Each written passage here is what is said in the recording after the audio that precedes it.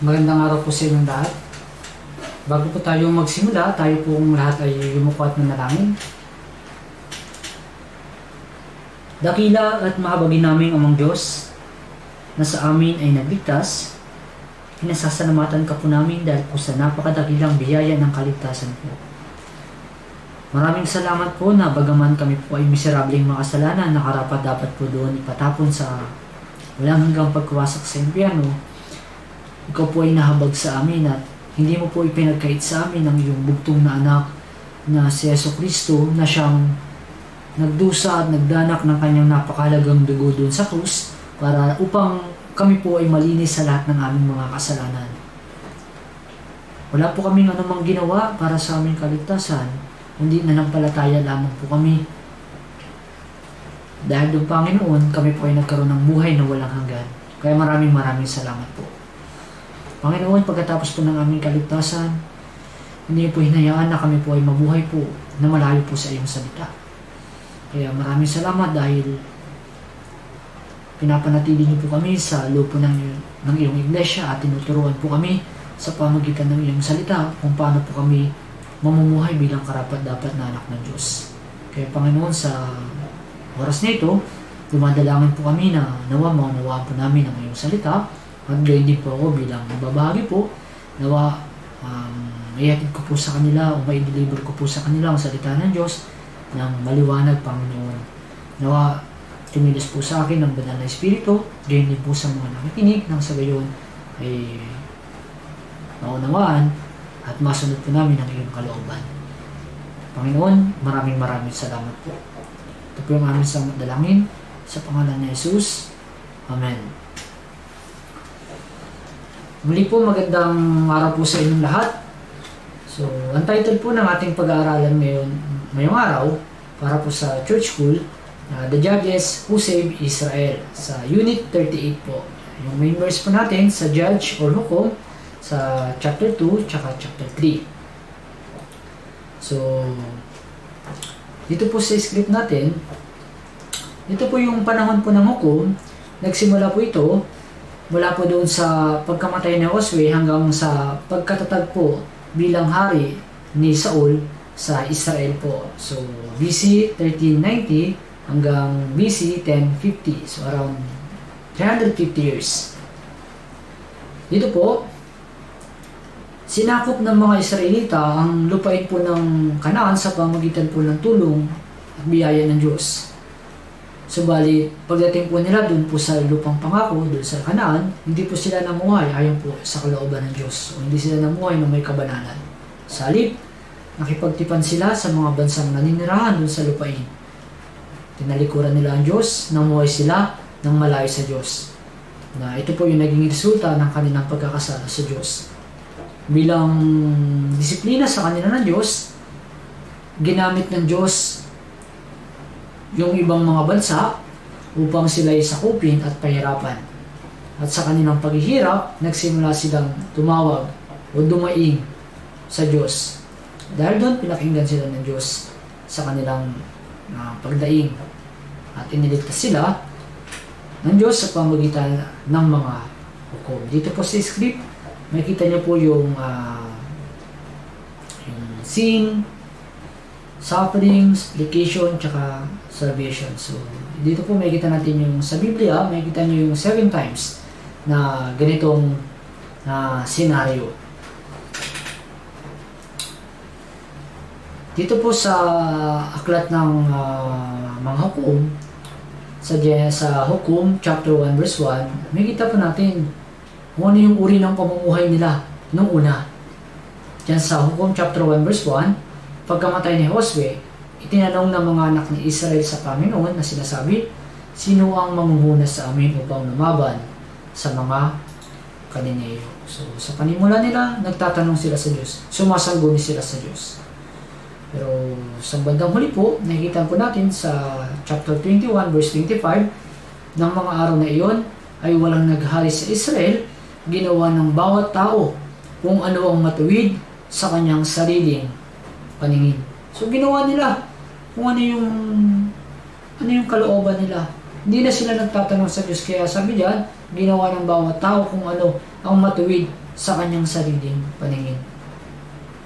Sa Galasa chapter 3 verse 3, napakanghal ba ninyo? Nagpasimula kayo sa Espiritu, ngayon ba'y magtatapos kayo sa laman. So nagpasimula sila sa pananampalataya, nagtapos sila sa laman.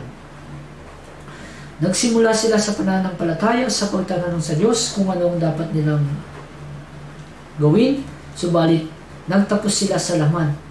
Ganito ang mangyayari sa Kristiyano kung mamumuhay siya ayon sa kanyang kalooban. Sa halip na pagtiwalaan natin ang ating mga sarili, dapat tayong mas higit at higit pa na makinig sa salita ng Diyos, matuto ng salita ng Diyos at sundin kung ano ang kanyang kalooban. Dahil kung hindi, paulit-ulit lang natin magagawa yung kaparehong pagkakasala sa harapan ng Diyos. Dito po, sa letter C, bunga ng pagkakasala ng mga Israelita. May utos sa kanila ng Diyos bago sila makarating po doon sa lupain ng Kanaan. Dito po sa Deuteronomy chapter 20, yung Deuteronomy po ay inulit sa kanila yung utos ng Diyos. Ito yung utos sa kanila ng Diyos bago sila dumating doon sa lupain ng Kanaan. Sa Deuteronomy chapter 20 verse 16 hanggang 18, ngunit sa mga bayan ng mga taong ito na ibinigay sa iyo ng Panginoon mong Diyos bilang pamana ay huwag kang magtitira ng may buhay sa anumang bagay na humihinga, kundi iyong lilipunin sila, ang Hiteo, Amoreo, Cananeo, Pereseo, Hebeo, at ang Jebuseo. Gaya ng inutos sa iyo ng Panginoon mo Diyos, upang huwag nila kayong turuang gumawa ng ayon sa lahat nilang karumal-dumal na mga gawa na kanilang ginawa sa kanilang mga Diyos upang kayo'y magkasala laban sa Panginoon ninyong Diyos. Sabi niyan, huwag kang magtitira ng may buhay sa anumang bagay na humihinga. So gaya ito nung iniutos ng Diyos kay Saul doon sa unang Samuel chapter 15. Sabi sa kanya ng Diyos doon, yung lubos na wasakin ang lahat nilang pag-aari. Huwag kang magtitira sa kanila, kundi patayin mo ang lalaki at babae, sanggol, sumususo, baka, tupa, kameli at asno. Nakasulat yun sa unang Samuel, chapter 15, verse 3. Bakit? Kasi ito yung sanhi ng pagkakasala. Gaya ng sinabi ng Diyos sa Deuteronomy, doon sa mga Israelita, huwag kang magtitira ng may buhay sa anumang bagay na huminga. Dito may kita natin, ano ba yung dahilan? Bakit iniutos ng Diyos sa kanila na huwag silang magtitira? Dahil dyan sa verse 18. Sabi diyan, upang huwag nila kayong turuang gumawa ng ayon sa lahat nilang karumal-dumal na mga gawa. Kailangan nilang patayin lahat. Kasi kung di nila papatayin yun, magtitira sila, yung mga matitira dun sa mga lupain na nakatira dun sa Kanaan, tuturuan silang gumawa ng kasalanan. Kaya ka tayo rin, di ba? Tayo, namubuhay tayo bilang mga anak ng Diyos na dapat hiwalay sa sanlibutan. Bakit? Kung hindi tayo hiwalay sa sanlibutan, di ba? Tuturuan tayo nito kung paano natin pagtaksilan ng Diyos, kung paano tayo gumawa ng kasalanan sa harapan ng Diyos. Kaya may pit na utos sa kanila ng Diyos, huwag kang magtitira ng may buhay sa anumang bagay na humihinga. Kasi sila yung magtuturo sa mga Israelita na gumawa ng kasalanan. Tapos nagbabala sa kanila ng Diyos. Babala kapag sinuway nila ang utos ng Diyos. Sa Hosea chapter 23 verse 12 hanggang 13, sapagkat kapag kayo tumalikod at sumanib sa nalabi sa mga bansang ito na iniwan sa gitna ninyo at kayo nagsipag-asawa sa kanilang mga kababaihan at sila sa inyo ay alamin ninyo na lubos na hindi patuloy na palalayasin ng Panginoon ninyong Diyos ang mga bansang ito sa inyong paningin, kundi sila ay magiging silo at bitag sa inyo, isang panghampas sa inyong mga tagiliran at mga tinik sa inyong mga mata hanggang sa kayo mapuksa dito sa mabuting lupain na ibinigay sa inyo ng Panginoon ninyong Diyos. So So ito yung babala sa kanila ng Diyos. Kapag hindi nyo sila nilupil, hindi nyo sila pinuksa, sabi diyan, magiging silo sila at bitag sa inyo. Kaya nga, sinuway nila yung salita ng Diyos. Kaya gamit yung mga yon, hindi pinalayas ng Diyos yung mga bansang iyon para subukin sila. Sabi diyan, magiging silo at bitag sa inyo kapag hindi nyo sila inalis. So ganun din sa atin. Sinasabi ng salita ng Diyos, nalisin natin yung mga maalisanhin ng ating pagkakasala. Dahil kung hindi natin inalis yan, yan yung magiging bitag sa atin para makagawa tayo ng kasalanan, di ba? Sinasabi sa atin na huwag tayo masyadong gumamit ng cellphone na magiging bitag sa atin yan. Social media, YouTube. Kaya yung magiging sanhi ng ating pagkakasala, alisin natin. Dahil kung hindi natin naalisin yan, yan yung magiging bitag sa atin. Yan yung magpapahirap sa atin. Yan yung pagdudusahan natin. Tapos dito, bagaman binigyan na sila ng babala ng Diyos, sinuway nila yung salita ng Diyos. Nung dumating sila doon sa lupain ng Kanaan, sa Hukom, chapter 2, verse 1 hanggang 2, umakyat ang anghel ng Panginoon sa bukid mula sa Gilgal. Kanyang sinabi, kayo'y pinahon ko mula sa Ehipto, at dinala ko kayo sa lupain na aking ipinangakong ibibigay sa inyong mga ninuno. Sinabi ko, kailanman hindi ko sisirain ang aking tipan sa inyo, at huwag kayong makikipagtipan sa mga naninirahan sa lupain ito. Inyong wawasakin ang kanilang mga dambana, ngunit hindi ninyo dininig ang aking utos. Ano itong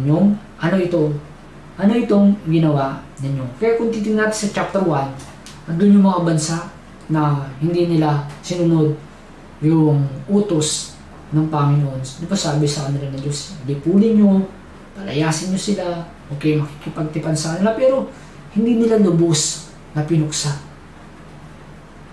Nag-iwan sila, tapos ginawa nilang alipin. Kaya nung marinig nila ito, mula sa Diyos, sabi niya, ano itong inyong ginawa? Hindi niyo dininig yung salita ng Diyos. Ano itong inyong ginawa? Nung narinig nila ito, nag-iyakan sila. Nagsiiyakan sila. Di ba tayo rin kapag sinasabihan tayo, di ba? Binilinan tayo, bilhin tayo ng babala. Kapag sinuway natin, ito yung mangyayari. Pero sinusuway pa rin natin. Tapos kapag pinagsabihan tayo, di ba? Nalulungkot tayo, umiyak tayo. Ganun yung ginawa nila. Nung sinabi sa kanila ng Diyos, sa kabila ng pag-ahon ko sa inyo mula sa Ehipto, sa kabila ng tinubad ko yung pangako ko sa inyo, dinala ko kayo dito sa lupain ng pangako, sinuway niyo ako. Ano itong inyong ginawa? Nang marinig nila ito, nag-iyakan sila. So ganoon din, di ba? Iniligtas tayo ng Diyos mula dun sa walang hanggang pagkawasak sa impyerno. Hanggang ngayon, nararanasan natin yung biyaya ng Diyos. Pero sa kabila ng yun, napagtataksilan natin ng Diyos. Nasusuway natin ang utos ng Diyos. Kapag sinusuway tayo ng salita ng Diyos, di ba? Narinig natin, ano itong inyong ginawa?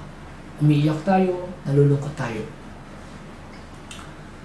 Kasi yung ginawa nila, may kita nyo sa Hukom chapter 2 verse 6, sabi diyan, nang mapalis na niya Josue ang taong bayan, pumaroon ng bawat isa sa mga anak ni Israel sa kanyang mana upang angkinin ang lupa. So, pumunta na sila sa kanilang lupain na ipinamana sa kanila.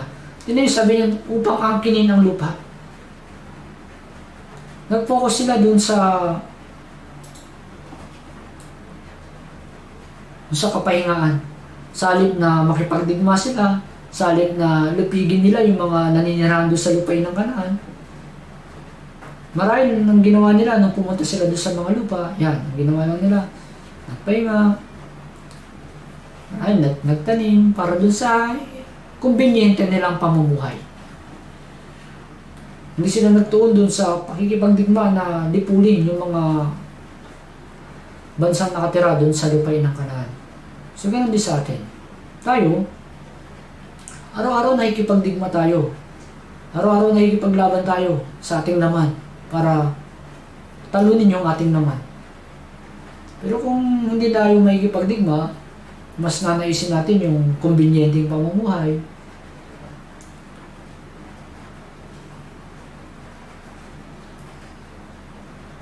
hindi tayo makapamuhay ng ayon sa kalooban ng Diyos. Sa halip dapat makipagdigma tayo, talunin natin yung pagnanasa ng laman natin. Yung Christian life, hindi pamumuhay na kumbinyente. Yung Christian life, pakikipagdigma, pakikibaka sa ating laman. Dapat natin talunin yung laman natin, yung pagnanasa ng laman natin. Kaya nga, kung mamumuhay tayo ayon sa laman, tatalunin tayo nito. Kaya dapat mamuhay tayo ayon sa Espiritu. Dapat maging mas malakas yung ating Espiritu na ginagawang alipin yung katawan natin nung sa gayon magawa natin yung kalooban ng Diyos. Kaya dito may kita nyo dito sa Hukom chapter 1 verse 19 hanggang 36, sila yung mga lipi na hindi sinunod yung utos ng Diyos. Kaya naging sanhi ng kanilang kasamaan sa harapan ng Diyos, yung paglimot nila sa biyaya ng Diyos, at hindi sa pakikinig, at sa hindi pakikinig, at sa pagsunod sa salita ng Diyos. Kaya dito sa Hukom, chapter 2, verse 11 hanggang 12, ito yung naging kasalanan ng mga Israelita sa harapan ng Diyos. Ginawa ng mga anak ni Israel ang masama sa paningin ng Panginoon at naglingkod sa mga Baal. Hindi nila pinuksa yung mga naninirahan doon. Sabi ng Diyos, magiging bitag sa inyo. Kaya, yan ang nangyayari. Naglingkod sila sa mga Baal. Kanilang tinalikuran ng Panginoon, ang Diyos ng kanilang mga ninuno, na naglabas sa kanila sa lupain ng Ehipto. Sumunod sila sa ibang mga Diyos, sa mga Diyos ng mga bayan na nasa palibot nila. Sila yumukod sa mga iyon at kanilang ginalit ang Panginoon. Kanilang tinalikuran ng Panginoon at naglingkod sa mga Baal at Astarte. Sabi diyan, sumunod sila sa ibang mga Diyos. Sabi kasi sa kanila ng Diyos, wasakin nyo sila, lipulin nyo sila, okay, magtatay ng dambana. Pero ang ginawa nila, sinuway nila yung utos ng Diyos. Tayo marami na tayong Diyos-Diyosan sa buhay natin, na dapat nating wasakin, na dapat nating sirain sa buhay natin, na hindi dapat nating pinaglilingkuran. Ang dapat lang nating paglingkuran, ng Diyos. Pero dahil sa hindi nating pagsunod sa salita ng Diyos, dahil sa paglingkod natin sa biyaya ng Diyos, nasusuway natin ang salita ng Diyos. So, sa kabila ng kabutihan ng Diyos, nagawa nilang pagtaksilan ng Diyos, na Diyos na nagligtas sa kanila mula doon sa pagkalipin sa Egypto at nagdala sa kanila doon sa lupang pangako.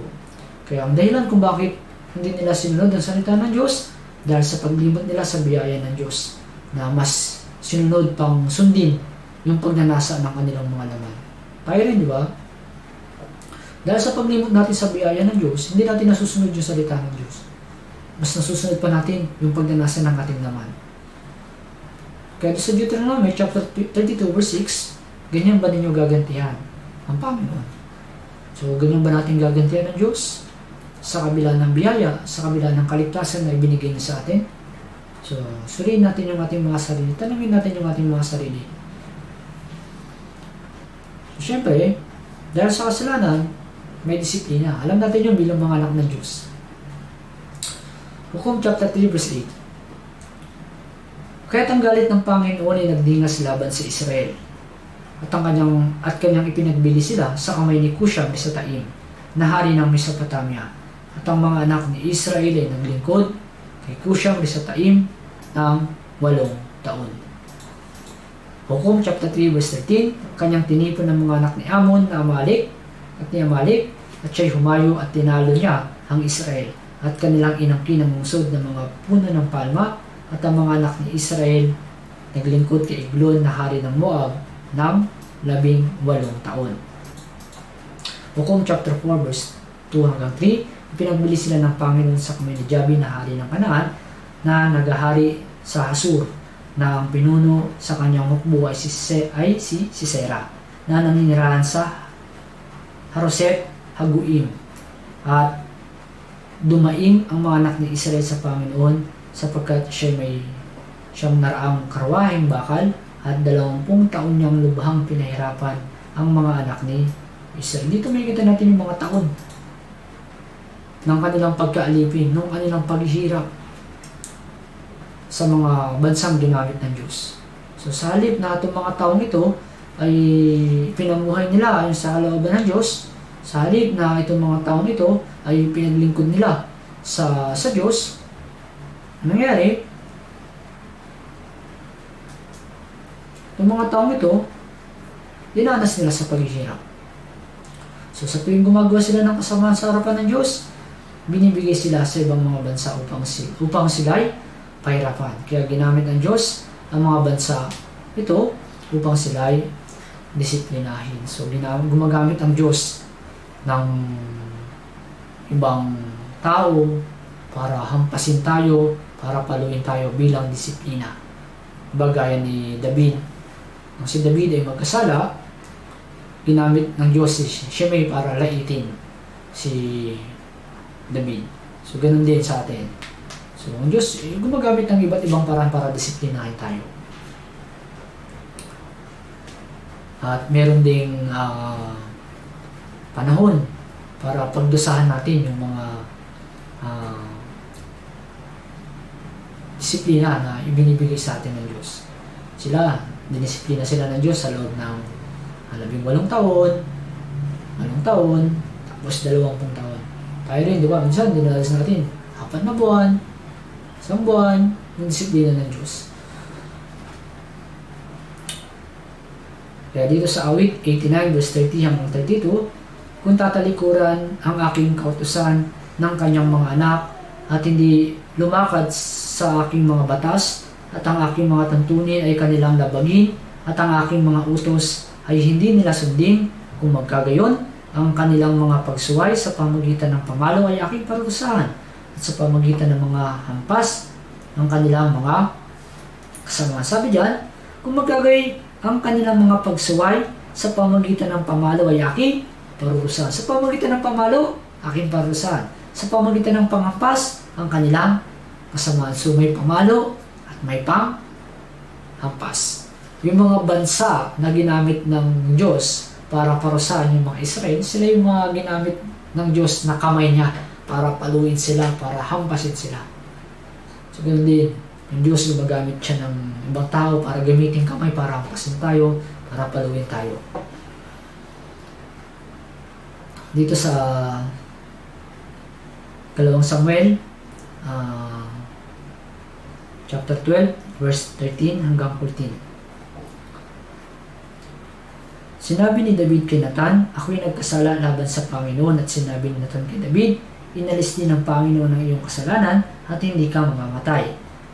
Gayunman, sapagkat sa pamagitan ng gawang ito'y binigyan mo ng dahilan na makaaway ng Panginoon na lumapastangan ang bata man ay ipinanganak sa iyo ay mamamatay.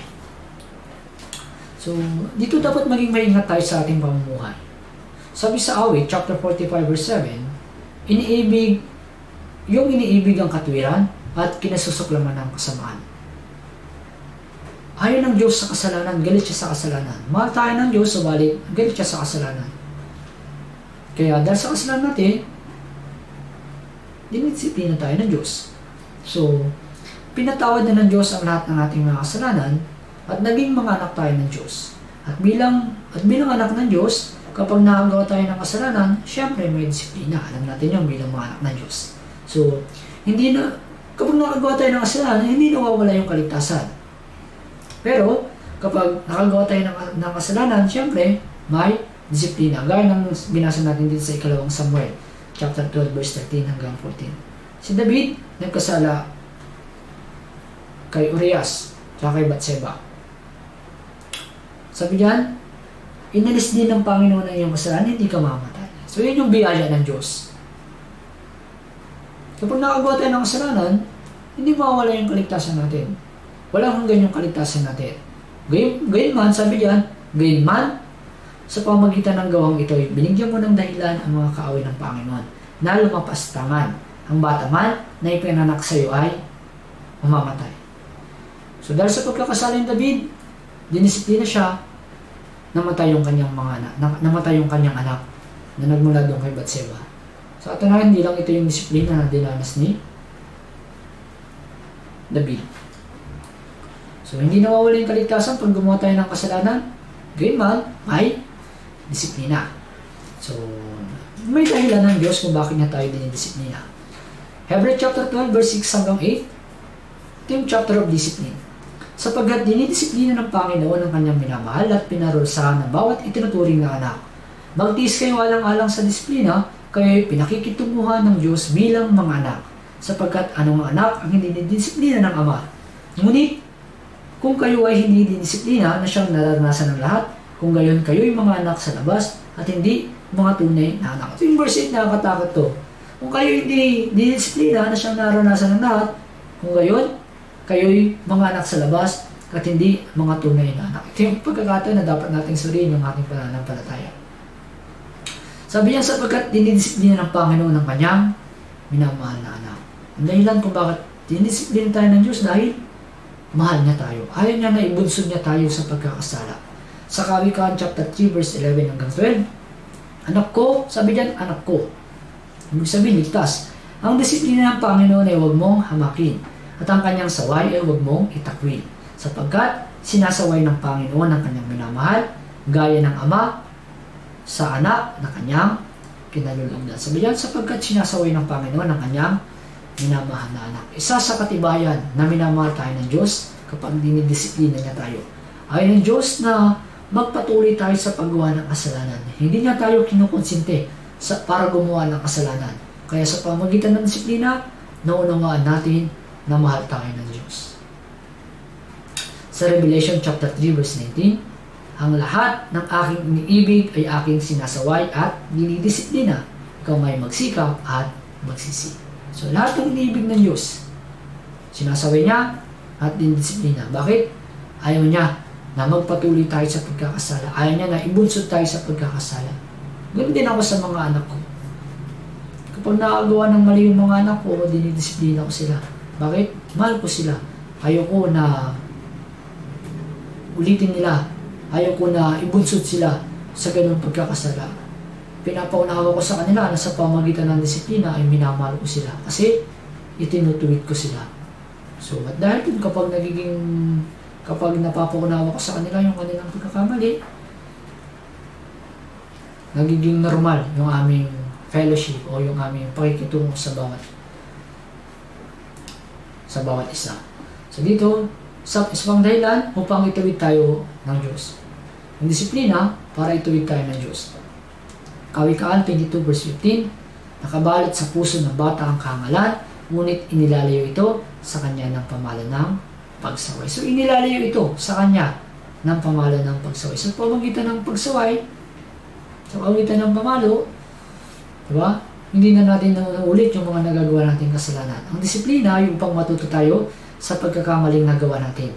Dahil sa disiplina, nalalaman natin yung mga maling nagagawa natin. At nalalaman natin na ayaw iyon ng Diyos. At dahil doon, hindi na natin nauulit yung ganung pagkakasala. Gaya ni David. Si David, dinanas niya yung disiplina ng Diyos dahil sa kanyang kasalanan. At dahil dito, labis siya naghirap at nagkaroon siya ng tapat at tunay na pagsisisi. Makikita natin yun sa Awit chapter 51. So, sa harapan ng Diyos, at pagkatapos niyang mapanauli ang kanyang Christian life, hindi na siya gumawa muli ng pagkakasala sa harapan ng Diyos. Kasi naranasan niya kung gaano kahirap, kung ano yung dinanas niyang disiplina sa harapan ng Diyos. Sa 1 Kings chapter 15 verse 5, sapagkat ginawa ni David ang matuwid sa mga mata ng Panginoon at hindi lumihis sa anumang bagay na iniutos niya sa kanya sa lahat ng araw ng kanyang buhay. Maliban lamang ang tungkol kay Urias at Hiteo. So, maliban lamang kay Urias na Hiteo. Pagkatapos niyang gumawa ng kasalanan kay Urias na Hiteo, naghirap siya dahil sa disiplina ng Diyos. Pagkatapos noon, hindi na siya umulit na gumawa ng kasalanan. Kasi dahil sa disiplinang yon, itinuwid siya ng Diyos. Marami siyang matutunan sa kanyang mga pinagdaanan. Kaya pagkatapos noon, namuhay siya ayon sa kalooban ng Diyos. Kaya tayo rin, di ba? Dahil sa disiplina, natututo tayo, nalalaman natin na ayaw ito ng Diyos, na dahil sa kasalanan ito, nagdurusa tayo, na-disiplina tayo, natututo tayo at hindi na natin ulit yung ganung pagkakasala. Kaya yung disiplina ng Diyos ay isang bagay na nakakatulong sa atin kung saan itinutuwid tayo ng Diyos. At naunawaan natin na mahal tayo ng Diyos. At saka doon sa pagdurusa natin doon dahil sa disiplina, doon tayo nagsusumamo sa Diyos. Diba sa kalagitnaan ng ating pagdurusa, sa kabila ng disiplina ng Diyos, nagsisisi tayo. nangungusap tayo sa Diyos na, Panginoon, patawad po, hindi ko na po ito ulitin. Diba doon sa 1 John chapter 1 verse 9, diba? Kung ipinapahayag natin ang ating mga kasalanan, siya ay tapat at lilinisin niya tayo sa lahat ng ating mga kalikuan. Ibig sabihin, kung tayo po nagkasala tayo, magsumamo tayo sa Diyos. Kausapin natin ng Diyos, Panginoon, patawad po. Dahil po sa kasalanan ko, ito po yung nangyari sa akin. Tulungan mo po ako na huwag ko na po itong maulit. Dahil doon, nakikita ng Diyos yung pagsusumamo natin sa Kanya. Sabi doon, at nililinis niya tayo sa lahat ng ating mga kalikuan. Ibig sabihin, tinutulungan niya tayo, iniligtas niya tayo na huwag na natin ulit maulit yung ganong pagkakasala. Dahil doon sa pagdurusa ng mga Israelita, nagawa nilang magsumamo sa Diyos. Sa Hukom chapter 3 verse 9. Ngunit nang dumaing sa Panginoon ang mga anak ni Israel, ang Panginoon nagbangon ng isang tagapagligtas sa mga anak ni Israel, na siyang nagligtas sa kanila sa mga tuwid ay si Otniel na anak ni Kenas, na nakabatang kapatid ni Caleb. Sa verse 3, chapter 3 verse 15, sabi diyan, ngunit nang dumaing ang mga anak ni Israel sa Panginoon. Sa chapter 4 verse 3, dumaing ang mga anak ni Israel sa Panginoon. Sa Hukom chapter 6 verse 6, dumaing sa Panginoon. Ang mga anak ni Israel dumaing sa Panginoon. Hukom chapter 10 verse 10, kaya dumaing ang mga anak ni Israel sa Panginoon. Diyan makikita niyo ng maraming beses, dumaing ang mga anak ni Israel sa Panginoon. Alam nila kung saan sila dadaing. Ito yung pagpapakita nila ng pagsusumamo o pagsisisi sa harapan ng Diyos. Sila yung bayang pinili ng Diyos. Alam nila na sila rin yung nagligtas sa kanila doon sa pagkaalipin sa Ehipto. Kaya alam nila kung kanino sila dadaing. Tayo rin, di ba? Tayo, may mga magulang tayo. Kapag naghihirap tayo, di ba? Kanino ba tayo dumadaing? Sa mga magulang natin. Di ba? Ito yung pagsusumamo nila sa Diyos. Dumaing ang mga anak ni Israel sa Panginoon. Alam nila kung saan sila lalapit. Dahil dito nakita ng Diyos yung kanilang pagdaing, nakita nila ng Diyos yung pagsisisi nila. So dahil sa kanilang kasalanan, inalipin sila ng ibang mga bansa sa loob ng maraming taon. 8 taon, 20 taon, 18 taon. Dahil dito, lumayo sila sa Panginoon dahil sa labis nilang paghihirap. Sa pagkakataong ito, napagtanto nila ang kanilang mga kasalanan sa harapan ng Diyos. At ito ang nais ipaunawa sa atin ng Diyos na tayo ay nagdurusa dahil sa paggawa natin ng kasalanan. At sa ganitong pagkakataon, nais ng Diyos na magkaroon tayo ng tunay na pagsisi at hingin ang kanyang pagliligtas. So, ito yung katwiran niya, ito yung katwiran ng Diyos, ito yung katarungan ng Diyos. At dahil sa kasalanan, naghihirap tayo. At doon sa paghihirap na yun, nais ng Diyos na makita sa atin, sa ating mga puso yung pagdaing, yung pagsusumamo sa Kanya, na pinapakita natin na tayo ay tunay na nagsisisi sa nagawa nating kasalanan. Sa awit 145 verse 19, Kanyang ibinibigay ang lahat ng nasa nang natatakot sa Kanya, Kanya ring dinidinig ang kanilang daing at inililigtas sila. Sa awit chapter 34 verse 17 hanggang 18, kapag ang matuwid ay humihingi ng saklolo sa Panginoon, ang Panginoon ay nakikinig at inililigtas sila sa lahat nilang mga gulo. Ang Panginoon ay malapit sa may pusong masak at inililigtas ang mga may bagbag at diwa. So ito po yung biyaya ng Diyos. Sabi diyan, Kanya rin dinidinig ang kanilang daing at inililigtas sila. Sino itong mga to? Sila yung mga matuwid na humihingi ng saklolo. Yung mga matuwid na ang puso ay wasak, sila yung mga taong inililigtas ng Diyos yung may bagbag at nagsisising puso. Dahil doon, kapag nakita ng Diyos yung kanilang pagdaing, yung kanilang pagsisi, dumating yung kaligtasan sa kanila. Kaligtasan mula sa Diyos sa pamamagitan ng mga hukom. Hukom chapter 2 verse 16, kaya't ang Panginoon ay naglagay ng mga hukom na nagligtas sa kanila sa pangyarihan ng mga manloloob sa kanila.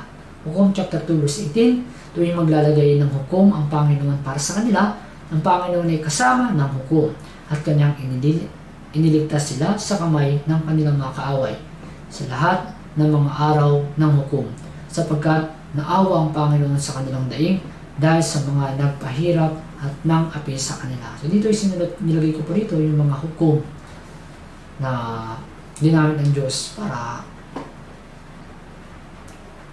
tulungan sila upang iligtas sila. So yung mga hukom po ay anino ng Panginoong Jesus na siyang laging nagliligtas sa atin.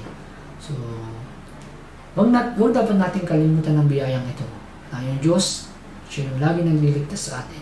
Sa tuwing inaalala natin ang lahat ng biyaya ng Diyos, nagkakaroon tayo ng puso na ano ang aking isusukli sa lahat niyang kabutihan sa akin. Yung paglimot po sa biyaya ng Diyos, isa pong kasalanan. Pag nakalimutan natin yung biyaya ng Diyos, magagawa natin magmataas. Masusuway natin yung salita ng Diyos. Pero pag tayo po ay punong-puno ng pagpapasalamat, laging naalala yung biyaya ng Diyos, ano yung isusukli ko sa lahat niyang kabutihan sa akin. Kapag nasa harap tayo ng kasalanan, kapag may anyo ng kasalanan sa ating harapan, lagi tayong ma-remind ng biyaya ng Diyos. Ano ang aking susukli sa lahat ng kabutihan sa akin? Ito ba? Ang paggawa ka ng kasalanan? Huwag namang mangyari. Diba? Kapag tayo ay napupuno ng pagpapasalamat, nagkakaroon tayo ng puso na alamin yung kalooban ng Diyos, lagi nag-iisip na ano yung isusukli ko sa lahat ng kabutihan sa akin. Dahil doon nagkakaroon tayo ng pagnais, pagsisikap na sundin yung kalooban ng Diyos at mamuhay ayon sa kanyang kalooban. Kaya yung mapuno ng pagpapasalamat na hindi nakakalimutan ng biyaya ng Diyos ay napakalaking biyaya, napakalaking tulong po sa atin para makapagpatuloy po tayo na sinusunod ang kalooban ng Diyos. Lagi po nating isipin na yung Diyos o ang Panginoong Jesus ay laging tumutulong sa atin, laging nagliligtas sa atin. So dahil doon sa pagliligtas sa kanila, mula doon sa pagkaalipin, di ba? Pag inalipin sila ng ibang bansa, 8 taon, 20 years, 18 years.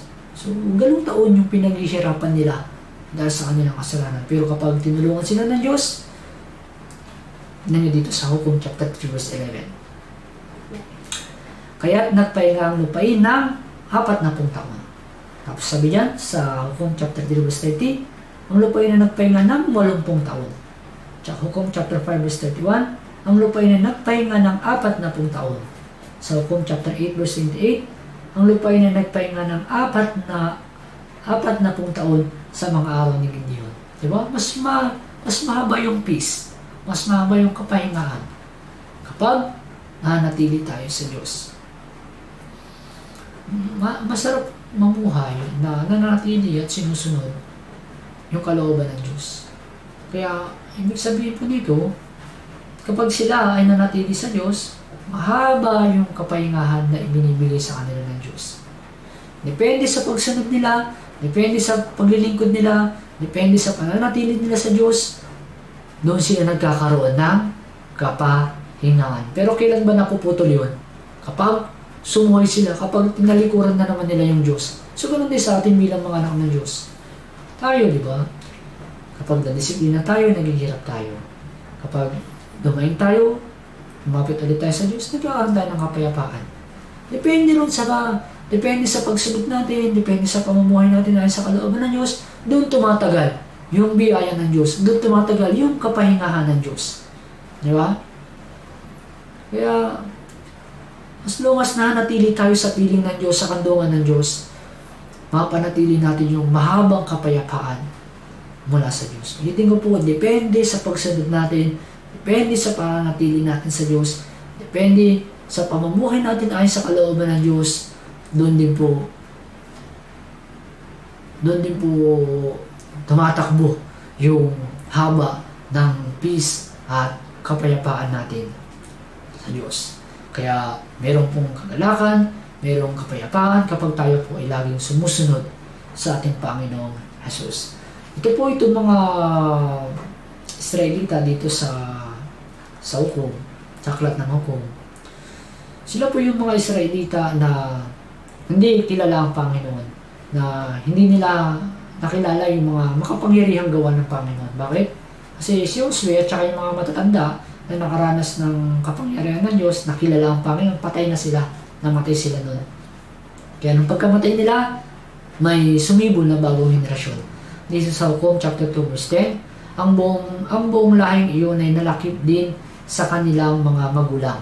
Doon ay may ibang salinlahing bumangon pagkamatay nila na hindi kilala ang Panginoon ni ang mga bagay na kanyang ginawa sa Israel. So, dahil sa kakulangan nila, dahil sa hindi nila kilala ang Panginoon ni ang mga bagay na kanyang ginawa para sa Israel, so, sila yung mga tumalikod.